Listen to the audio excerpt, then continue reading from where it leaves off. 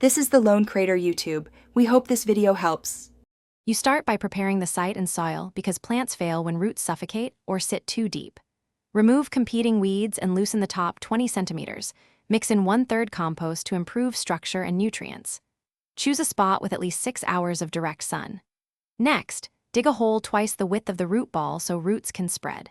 Position the plant so the crown sits level with the soil, not buried, and backfill gently to eliminate air pockets. Once the hole is ready, remove the plant carefully and spread roots outward if they are circling. Place the seedling and firm soil around it by hand. Avoid heavy compaction so water can penetrate. Water with about 0.5 to 1 liter right away to settle the soil and start root contact. For the first 4 weeks, keep soil evenly moist but not waterlogged. Make sure to apply a 2 to 3 centimeter layer of mulch, leaving a 5 centimeter gap around the stem to reduce disease risk. To finish the initial establishment, plan fertilizer timing and basic pruning. Feed once at 6 to 8 weeks with a balanced 10-10-10 product at half the recommended rate so roots develop without burning.